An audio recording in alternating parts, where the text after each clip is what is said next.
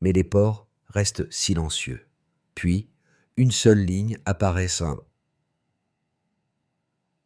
un bulletin gouvernemental à Ouagadougou, marquant un tournant immédiat. Le Burkina Faso impose un tarif de 30 à 50% sur toutes les importations occidentales.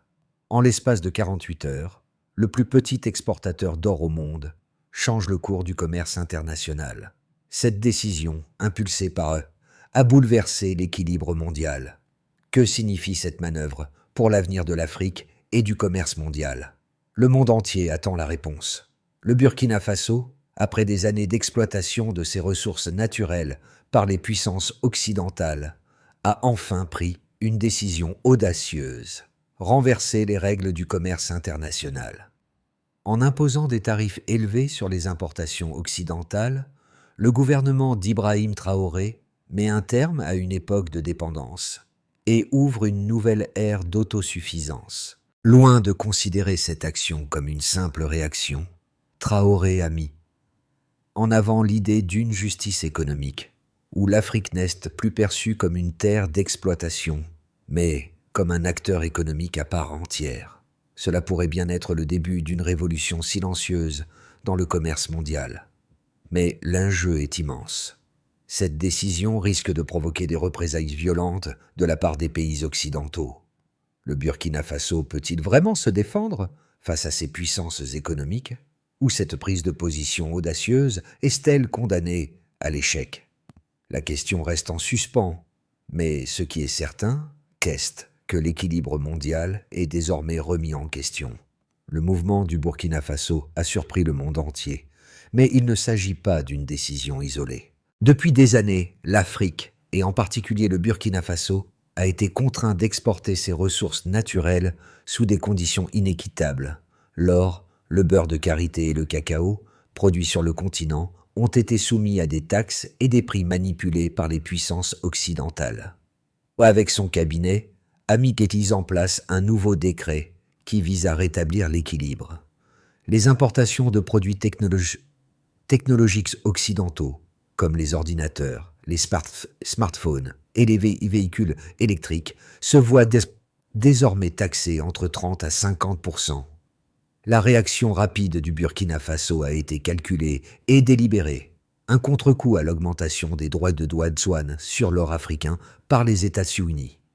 Traoré, en prenant cette décision, cherche à redonner de la dignité au pays, mais aussi à ouvrir la voie à un modèle de commerce plus juste et équitable. Il parle d'un équilibre, où le Burkina Faso n'est plus victime des clauses abusives et des contrats injustes qui ont saigné ses ressources pendant des décennies. Cette politique miroir représente une première étape vers l'indépendance économique pour le pays. Cependant, l'impact immédiat sur les marchés a été visible. Les prix ont commencé à grimper, mais en parallèle, le gouvernement a lancé des subventions pour encourager la production locale.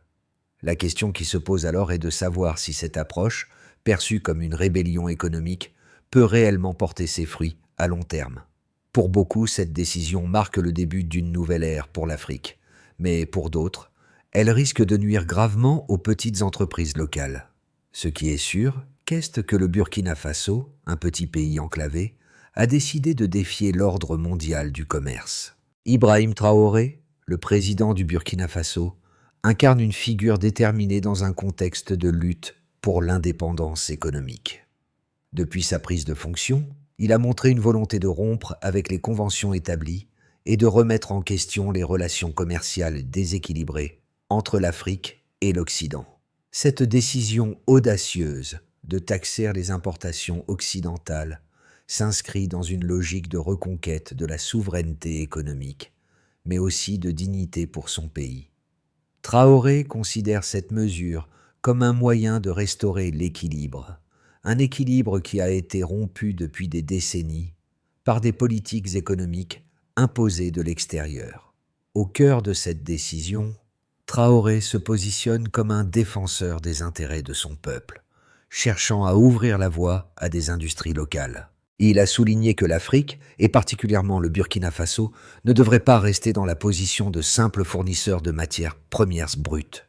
Au lieu de cela, le pays doit prendre son destin en main, en transformant ses ressources et en les exportant sous une forme à plus forte valeur ajoutée. Mais cette politique, bien que saluée par de nombreux Africains, a aussi suscité des inquiétudes. Les prix des produits de consommation courante, déjà élevés, ont continué d'augmenter, impactant les ménages les plus modestes. Le pays, qui était largement dépendant des importations occidentales, doit maintenant s'adapter à un modèle économique où l'autosuffisance est la clé de la survie. De cette décision sont visibles à Ouagadougou. Les commerces locaux ont vu leurs étagères se vider, mais paradoxalement, les exportations locales, en particulier l'or raffiné et le beurre de karité, ont commencé à prendre de l'ampleur. C'est dans ce contexte que Traoré commence à être vu comme le visage d'une nouvelle Afrique qui revendique sa place sur la scène économique mondiale. Mais le chemin reste semé d'embûches. Le Burkina Faso, sous la direction d'Ibrahim Traoré, a déclenché une série d'événements qui ont changé la dynamique économique régionale. Tout a commencé lorsque, en réponse à des années d'exploitation injuste des ressources naturelles du pays, le gouvernement burkinabé a pris une décision radicale. Imposer un tarif de 30 à 50% sur les importations occidentales. Cette décision a été formulée avec un calcul précis. Pour chaque taxe imposée par l'Occident sur les produits africains, le Burkina Faso allait répliquer. Cette mesure, surnommée « politique miroir », visait à répondre aux tarifs impitoyables que l'Occident appliquait sur les matières premières africaines telles que l'or, le cacao et le beurre de karité. Dans les 48 heures qui ont suivi l'annonce, les premières conséquences ont été visibles. Les prix des produits technologiques et des biens de consommation ont grimpé dans les magasins de Ouagadougou. Les étagères des magasins se sont vidées de produits importés, tandis que les commerçants ont commencé à recalculer les prix pour s'adapter aux nouvelles taxes. Cependant, ce qui a été perçu comme un défi par l'Occident a rapidement trouvé un écho favorable au sein de la population locale. La politique de Traoré a été perçue comme une tentative de rééquilibrer les relations commerciales mondiales et de redonner du pouvoir à l'Afrique. Le gouvernement a immédiatement annoncé des mesures d'accompagnement pour soutenir cette politique. Des subventions ont été mises en place pour encourager la production locale, en particulier dans les secteurs de l'agriculture et de l'industrie.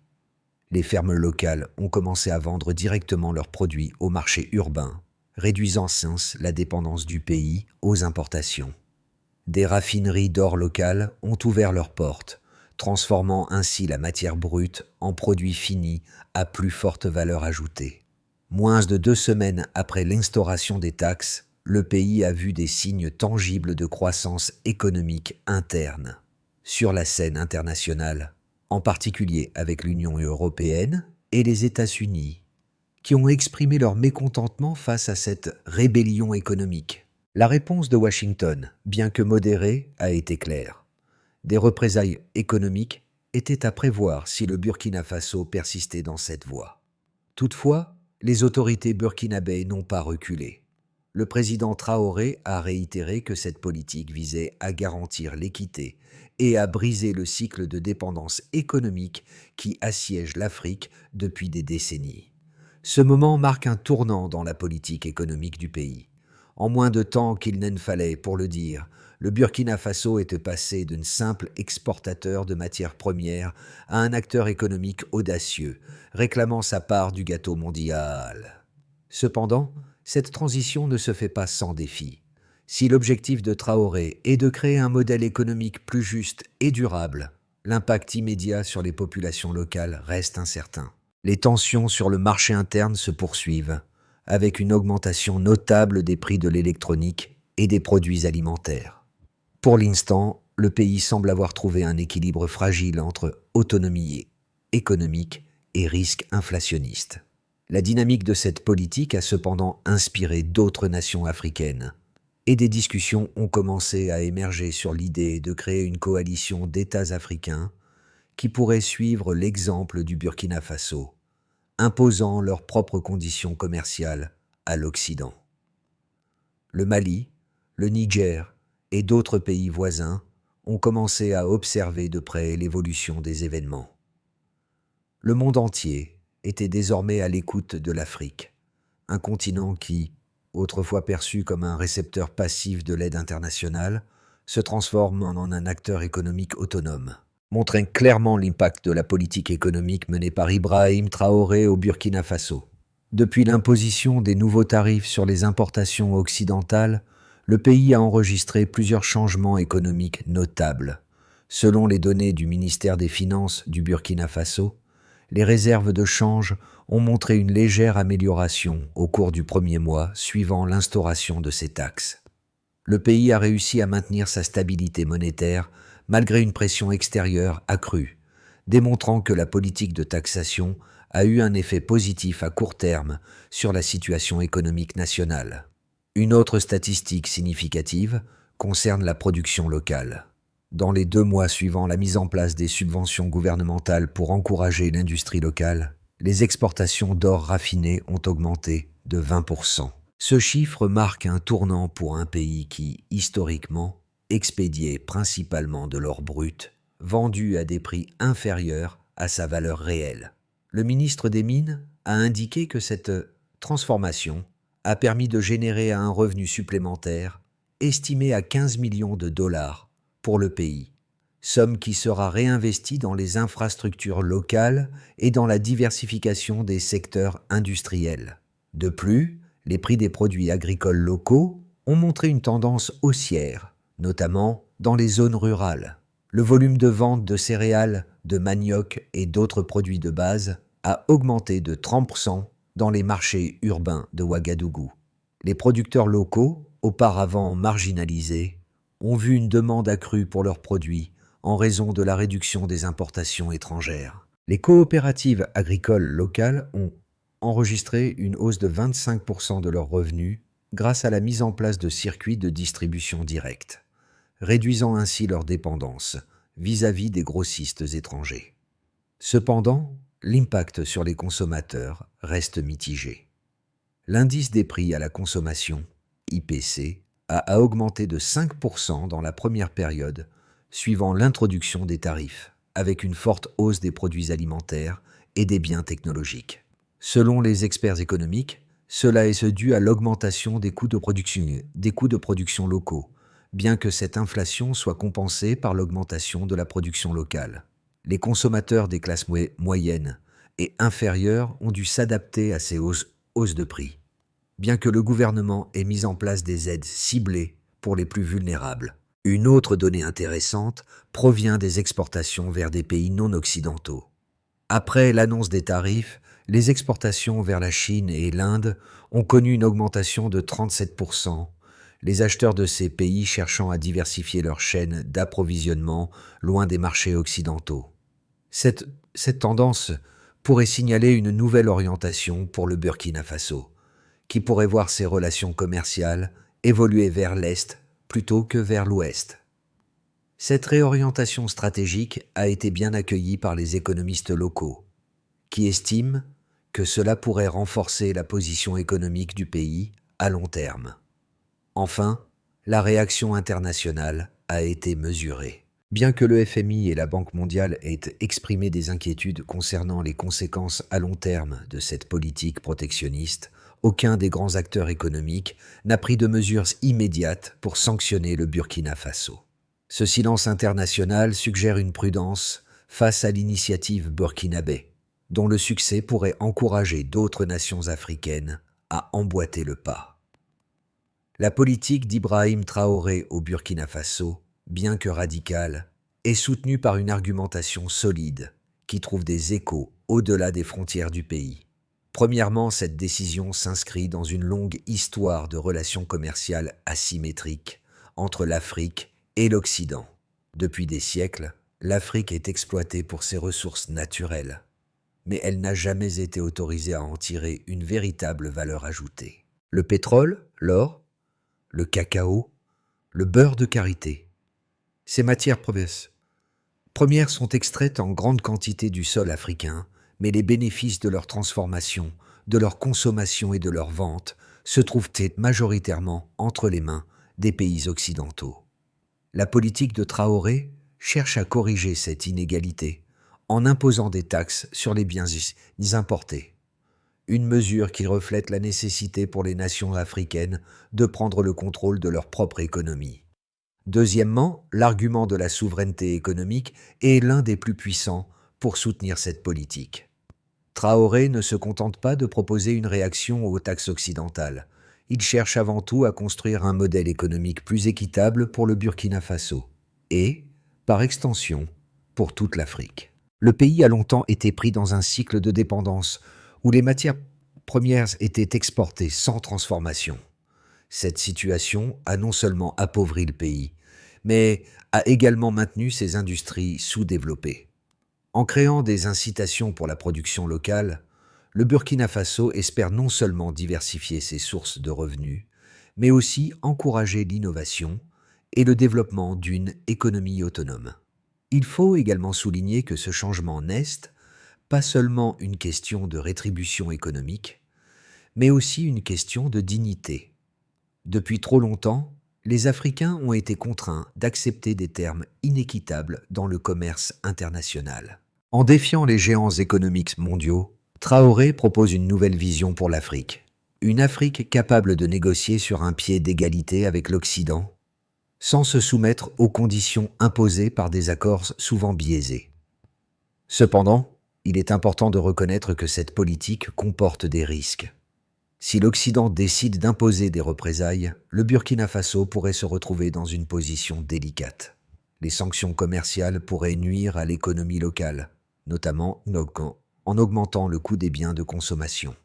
De plus, une partie de la population pourrait en souffrir, particulièrement les classes populaires, qui dépendent des importations bon marché. Mais, face à l'histoire de l'exploitation coloniale et néocoloniale, ces risques semblent relativement faibles comparés à la nécessité de changer le modèle économique du pays. À ce stade, il devient clair que la politique du Burkina Faso sous Ibrahim Traoré n'est pas simplement une réponse isolée à une série de mesures économiques internationales, mais bien une stratégie de rééquilibrage mondial. Le Burkina Faso a pris une décision audacieuse, et cette audace commence à porter ses fruits. Alors que l'Occident regardait cette mesure avec scepticisme, de nombreux pays africains ont commencé à observer avec attention. La politique de taxation a non seulement fait évoluer les relations commerciales du Burkina Faso, mais elle a aussi incité d'autres nations africaines à envisager une approche plus affirmée dans leurs propres échanges économiques. Les premières réactions des marchés africains ont montré un soutien croissant à l'idée d'un commerce équitable. La demande pour les produits locaux a augmenté, avec une croissance notable des exportations de produits transformés comme l'or raffiné et le beurre de karité. Mais le véritable tournant, c'est l'exemple qu'offre le Burkina Faso. Si un petit pays du Sahel peut se lever contre les géants économiques mondiaux, cela envoie un message puissant aux autres nations africaines, et même au reste du monde. Cette prise de position du Burkina Faso pourrait bien être le prélude à une nouvelle ère pour l'Afrique, où l'économie ne se contente plus de répondre aux impératifs de l'Occident, mais se positionne activement sur la scène mondiale. Les conséquences réelles de la politique économique d'Ibrahim Traoré se manifestent dans plusieurs domaines, à la fois positifs et négatifs. D'abord, le plus évident, l'augmentation des prix. Immédiatement après l'introduction des nouvelles taxes, les prix des biens de consommation courante ont grimpé, notamment dans les secteurs de l'électronique, des produits alimentaires et des voitures. Cela a eu un impact direct sur les ménages burkinabés, en particulier les classes moyennes et basses. Une inflation modérée a frappé l'économie, augmentant les coûts de la vie et suscitant des préoccupations parmi la population. Cependant, il est important de noter que l'inflation n'a pas été aussi sévère que prévu, en partie grâce à l'influence croissante des produits locaux et des subventions gouvernementales qui ont atténué l'impact immédiat de la hausse des prix. D'autre part, le secteur agricole a vu une croissance considérable. Les agriculteurs locaux, qui auparavant étaient limités à des marchés nationaux, ou à des conditions de production sous-optimales, ont maintenant accès à une demande accrue, non seulement au sein du pays, mais aussi sur les marchés internationaux. Les exportations de produits agricoles, tels que le manioc, le mil et d'autres céréales, ont augmenté de 20% dans les mois suivant la mise en place de la politique. Le modèle de commerce plus équilibré a permis aux producteurs locaux de tirer davantage de bénéfices, contribuant ainsi à la réduction de la dépendance du pays vis-à-vis des importations. L'industrie de transformation, qui était largement sous-développée auparavant, a commencé à se redresser. Le gouvernement a utilisé les recettes générées par les nouvelles taxes pour investir dans les infrastructures locales, en particulier dans les raffineries d'or, de beurre de karité et d'autres produits. Cela a permis de créer des emplois dans ces secteurs et d'augmenter la valeur ajoutée des exportations burkinabais. Cependant, cette transition ne s'est pas faite sans obstacle. La montée des prix a eu des effets négatifs sur certains secteurs industriels qui dépendent encore largement des importations de matières premières étrangères. Sur le plan international, les réactions ont été variées. Si certains pays africains, tels que le Mali et le Niger, ont applaudi la décision du Burkina Faso, les puissances occidentales ont exprimé leur mécontentement. Les États-Unis et l'Union européenne ont pris des mesures modérées en réponse à la politique de Traoré, sans pour autant lancer des représailles directes. Cependant, des inquiétudes ont été soulevées au sein des institutions financières internationales, notamment le FMI, qui a mis en garde contre les risques d'escalade des tensions commerciales. Mais, malgré ces défis immédiats, les résultats à plus long terme pourraient se révéler positifs pour le Burkina Faso.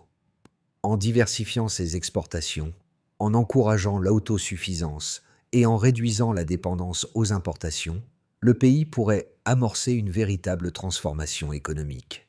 À l'échelle continentale, cette politique pourrait inspirer d'autres nations africaines à suivre l'exemple du Burkina Faso, réclamant ainsi plus de contrôle sur leur économie et leurs ressources naturelles. Dans les mois à venir, les véritables effets de cette politique sur l'économie burkinabé et sur le commerce mondial seront mieux compris.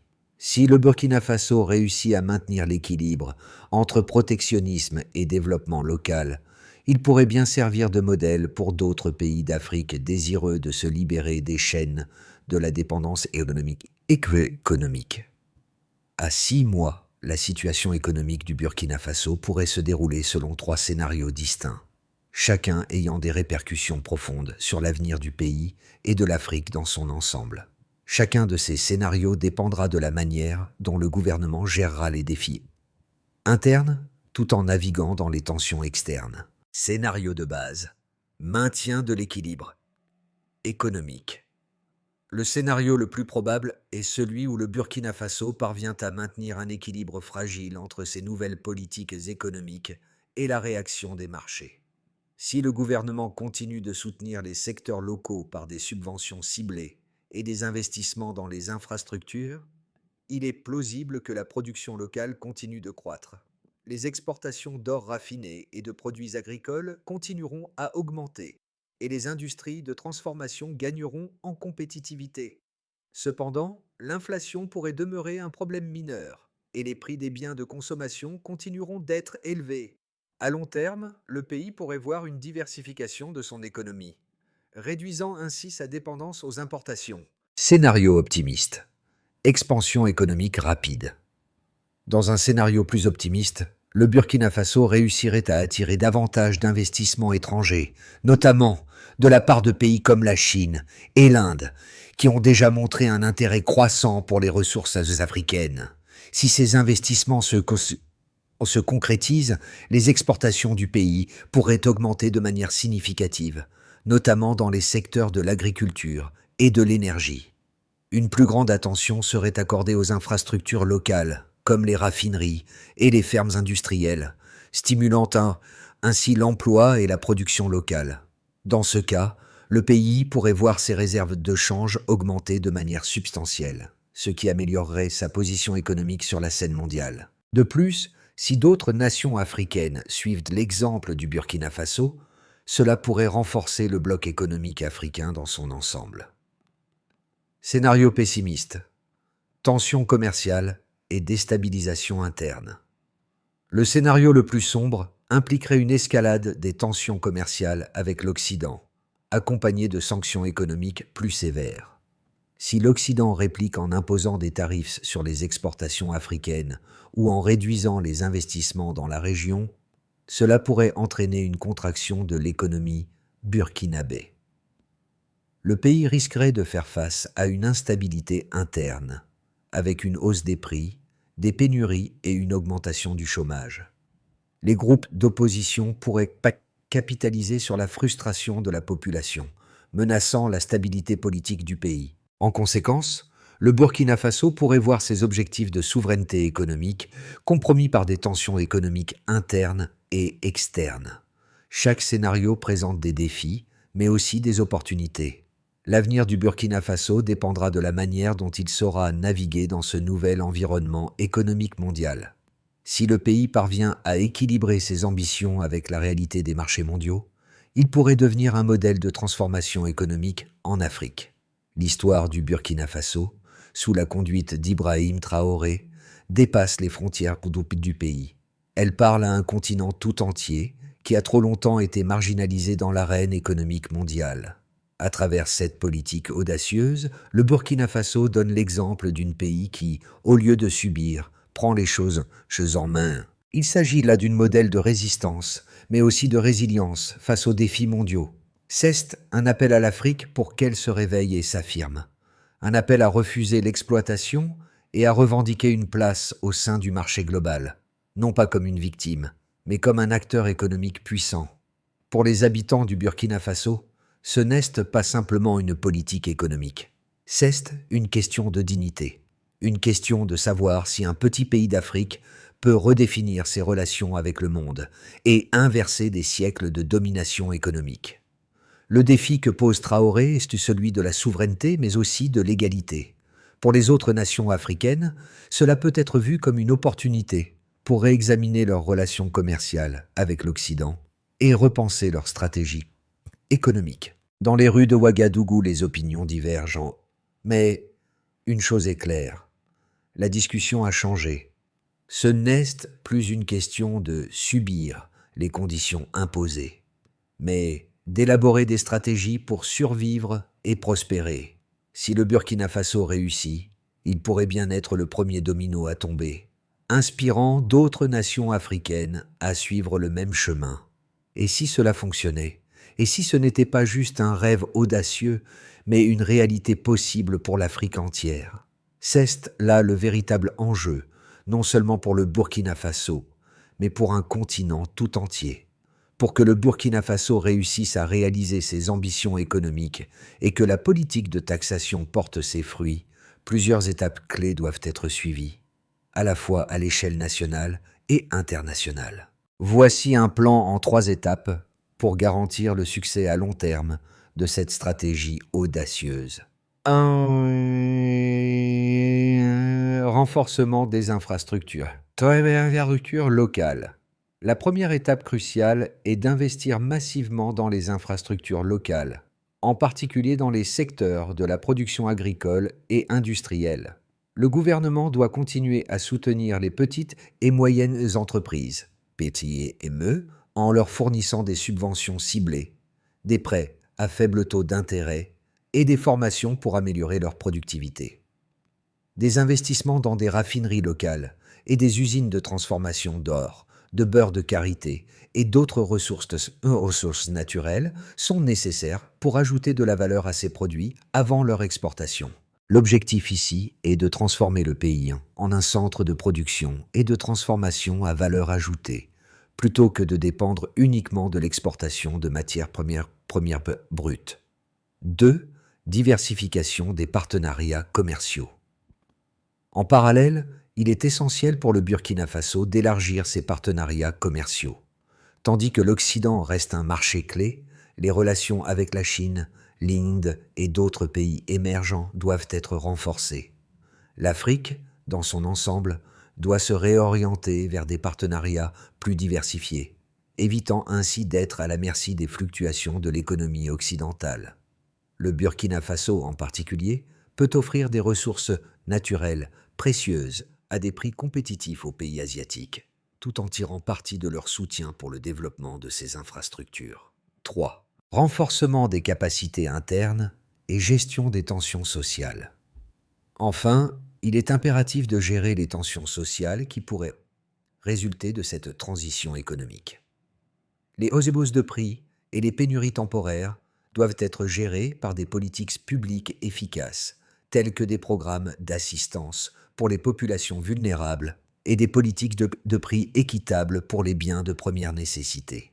Le gouvernement devra maintenir une communication ouverte avec la population pour expliquer les raisons de ces changements et les avantages à long terme de cette politique.